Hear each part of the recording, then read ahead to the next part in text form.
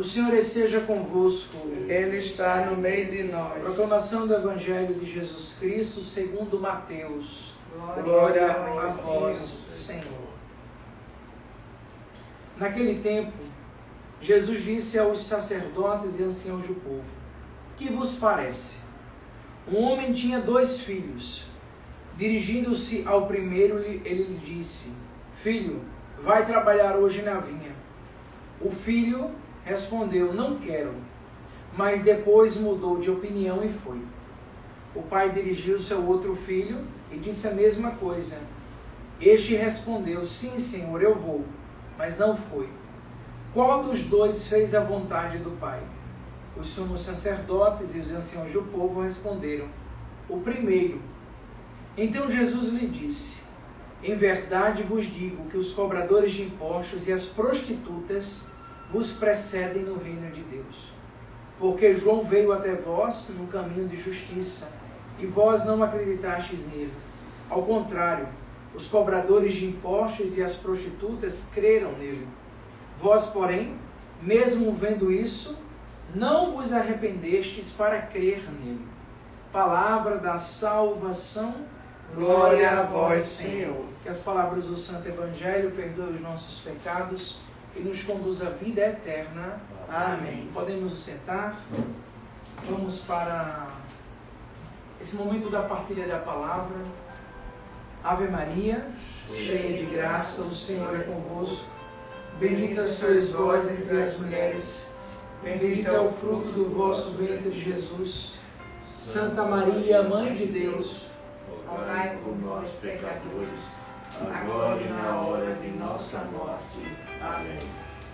Louvado seja nosso Senhor Jesus Cristo, para sempre seja louvado.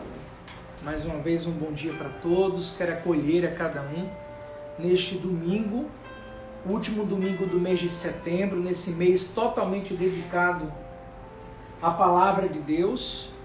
A Palavra de Deus que para nós é fonte de cura e de libertação. O Verbo se fez carne e habitou entre nós. Um mês dedicado a mergulharmos na Palavra do Senhor. Próxima quinta-feira, dia 1º de outubro, nós vamos celebrar Santa Teresinha do Menino Jesus e vamos iniciar o mês missionário, 1º de outubro, quinta-feira. Um novo mês, uma nova oportunidade. Nós estamos aí vivendo o 26º domingo do tempo comum e a liturgia nos traz hoje grandes ensinamentos. Na primeira leitura que nós acabamos de ouvir, a primeira leitura que foi tirada de Ezequiel, no capítulo 18, nos deixa claro o seguinte, que nós não podemos culpar a Deus pela nossa infelicidade. Deus não tem culpa das infelicidades que nós travamos ao decorrer da nossa vida. Essa felicidade em geral, essa infelicidade em geral é fruto das nossas opções. Toda decisão gera o quê? Gera uma consequência. Se eu tomo uma decisão, eu tenho que arcar com essa decisão. E essa decisão pode me gerar infelicidade. Então eu não posso culpar a Deus. Ah, Deus tem culpa. Não, Deus não tem culpa. Deus quer sempre o melhor. Mas Ele nos dá a liberdade, o livre arbítrio. A decisão é sua. A minha é minha, a sua é sua. Então nós não podemos culpar a Deus pela nossa infelicidade. As opções, as decisões são pessoais. No mundo bíblico, na Sagrada Escritura, do Antigo Testamento principalmente, era comum atribuir à comunidade ou aos parentes próximos, até os antepassados, a culpa pelos problemas do presente. Era costume isso. Ah, porque o meu avô, porque o pai do meu pai, o pai do pai do meu pai vivia assim, e aí trazia essa carga. Até a gente, muito desse tempo agora, nós rezamos pela cura das gerações, para quebrar essas maldições. Era comum isso. Agora, eles não consideravam, de maneira especial, a responsabilidade coletiva. que unia os membros da comunidade entre si. E Ezequiel justamente ressalta isso, a responsabilidade do indivíduo. Ah, porque meu bisavô, meu tataravô vivia assim, eu sou obrigado a viver? Eu sou chamado a fazer a diferença. Eu tenho que trazer para os tempos atuais a minha responsabilidade. É muito importante a disposição atual. Aconteceu as coisas do passado, uma das frases que eu escrevi no livro, frases que nos levam a Deus. Quem vive de passado é museu. Ah, porque assim era. Se assim era, não precisa ser mais. Eu posso fazer a diferença nos tempos atuais. Então a primeira leitura deixa bem claro isso. A disposição atual do nosso coração para fazer nova todas as coisas. É muito lindo quando ele fala assim: quando um justo se desvia da justiça, pratica o mal e morre, é por causa do mal praticado que ele morre. Quando um ímpio se arrepende da maldade que praticou e observa o direito e a justiça, conserva a própria vida. Arrependendo-se de todos os seus pecados, com certeza viverá e não morrerá. Não é porque era assim que eu vou permanecer como era. Eu posso fazer a diferença. Então a primeira leitura quer deixar isso para nós. Na segunda leitura que nós escutamos, que veio da carta de São Paulo aos Filipenses, capítulo 12, quando diz: irmãos, se existe consolação na vida em Cristo, se existe alento no mútuo amor, se existe comunhão no Espírito, se existe ternura e compaixão, tornai então completa a minha alegria. Aspirai às mesmas coisas. Diante dos conflitos existentes na comunidade, Paulo, ele faz ressaltar o seu coração esse forte apelo para imitar Cristo na humanidade, mostrando a humanidade de Jesus, porque ele viveu neste mundo. Então, ele que é a estatura do homem perfeito, é a nossa meta, e a nossa meta é chegarmos à estatura do homem perfeito, o homem Jesus, porque o Verbo se fez carne e habitou entre nós. Jesus era filho de Deus, mas viveu neste mundo como um homem. Teve fome, teve sede, teve angústias, teve dores. Não pense que o momento da cruz, Jesus era o Filho de Deus, não sentiu dor. Ele sofreu. Os estudos mostram isso no Santo Sudário, né, do pano que estava a questão das gotas de sangue. O suor, saiu sangue pelos poros. Imagina a angústia lá no Getsemane, na igreja do Getsemane, a gente reza muito com isso. As dores que Jesus passou, ele foi humano. Então Paulo, ele faz esse grande apelo para imitar Cristo na humanidade, no amor, na humildade que Jesus teve, no seu desprendimento, a fim de quê? De combater os grandes inimigos de tudo isso. Os grandes inimigos da caridade se chamam o orgulho e o egoísmo, que muitas vezes o Padre Bruno e você, nós trazemos inconscientemente. Temos que travar diariamente o orgulho e o egoísmo que está dentro de nós. O joio e o trigo que fica ali naquela luta. Lembrando que eles se misturam e nós temos que estar muito atentos. Depois Paulo, a seguir, ele apresenta o hino que resume a trajetória de Jesus, toda a trajetória de Jesus.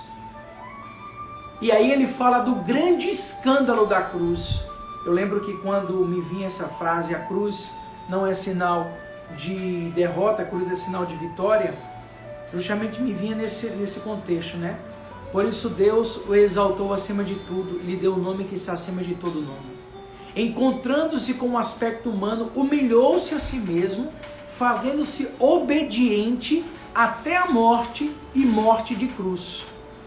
E aí Paulo deixa isso bem em evidência na leitura que nós acabamos de ouvir. Que a cruz não é sinal de derrota. cruz é sinal de vitória. Veja que a liturgia está fazendo todo um caminhar na pessoa de Jesus. Aí vem o Evangelho, um grande ensinamento. Lembrando que nem todo aquele que diz Senhor, Senhor, entrará no reino dos céus, mas aquele que colocar a palavra de Deus em prática. Nós escutamos o Evangelho de hoje, e essa parábola dos 2 filhos mostra alguns aspectos bem importantes. São 2 filhos que o pai pede para fazer. Isso é bem natural na nossa vida, no nosso dia a dia. O menino vai fazer isso. O primeiro disse, não quero fazer. Mas depois foi e fez. O outro pai falou, o segundo, faz isso. Sim, eu vou fazer. E não fez. Quando José fez a vontade do Senhor? Primeira coisa, para Jesus não basta, isso é bom que nós entendamos isso às 9h25 deste domingo, dia do Senhor. Para Jesus não basta dizer sim. O nosso sim, ele tem que ser pautado de uma verdade, e um sim que se renova diariamente, como eu digo sempre. Para Jesus não basta dizer sim. É necessário trilhar. E trilhar é caminhar, é fazer uma trilha. Trilhar o caminho da prática da justiça. Então não basta só dizer sim. O primeiro disse não, mas depois foi e fez. O primeiro disse sim, mas não cumpriu a vontade do Pai. A segunda coisa, fazer a vontade de Deus vai muito além de cumprir certas normas e regras. Por isso que eu disse no início, nem todo aquele que diz Senhor, Senhor, entrará no reino dos céus. Nem tudo. Aqui eu não estou falando de regras, de lei.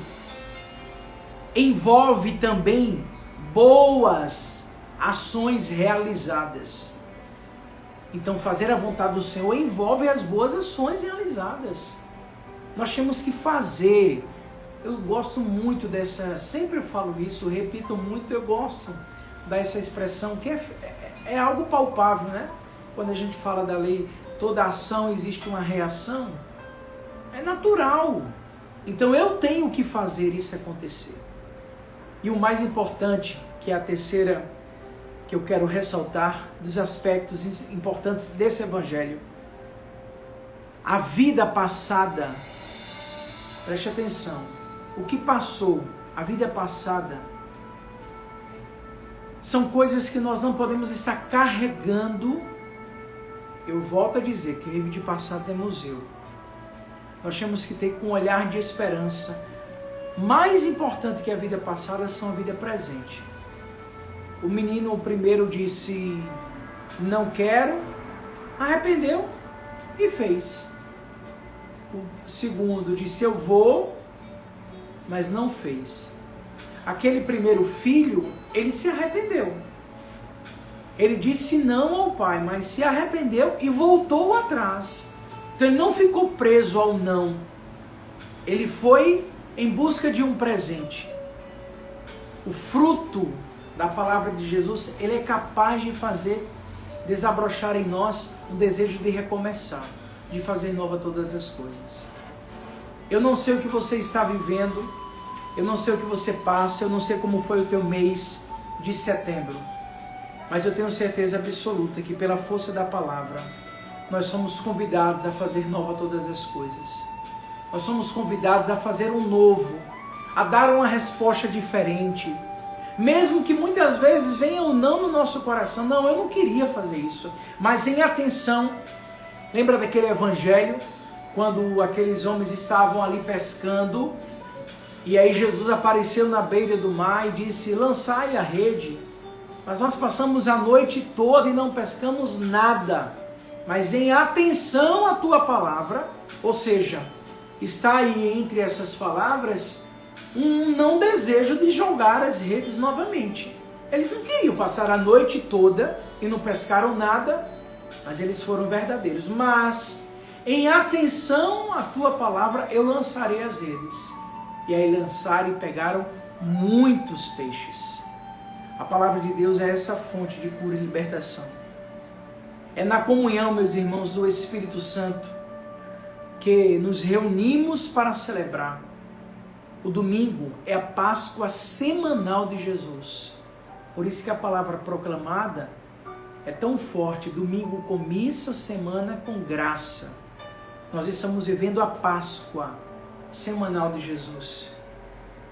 Abrindo o nosso coração à ternura, à compaixão ao nosso Deus, que acolhe cada um de nós, que somos pobres e pecadores. Eu quero pedir que essa palavra possa realmente, no dia de hoje, fazer nova todas as coisas, renovar em cada um de nós, nesse dia da Bíblia, porque hoje nós encerramos o último domingo do mês, próximo domingo já é 4 de outubro, então no dia de hoje, neste dia da Bíblia, nós vamos acolher, cada vez mais a mensagem da salvação, que nos convida a assimilar. Nós somos convidados. Por isso que cada missa nós temos que extrair um pouquinho da palavra para a nossa vida, para o dia a dia. Assimilar o quê? O exemplo de Cristo. Por isso que eu falei, o que Paulo nos convida a trazer a pessoa de Jesus à humanidade, que foi humilde, que foi obediente até a morte, e morte de cruz. Assimilando os exemplos de Cristo, a fim de fazer a nossa vida verdadeiro sim à vontade de Deus. Aguenta firme, deixa que as graças de Deus aconteçam na tua vida, na tua história. Seja um homem da palavra, mesmo que muitas vezes o não venha ao seu coração. Não tenha medo de dar um passo, respirar e dizer: não, Senhor, eu disse não, mas aqui eu estou. Quero dar o meu sim. E aí a graça de Deus acontece. A palavra de Deus vai nos ajudar. Lembrando que o mês de outubro vai iniciar, nós não vamos pegar a Bíblia e deixar de lado, porque passou o mês de setembro, acabou o mês da palavra. Todo mês é mês da palavra. Apenas o mês de setembro nós damos uma evidência maior e celebramos com mais fervor e com mais desejo. Mas que a palavra de Deus possa adentrar no meu e no teu coração cada vez mais.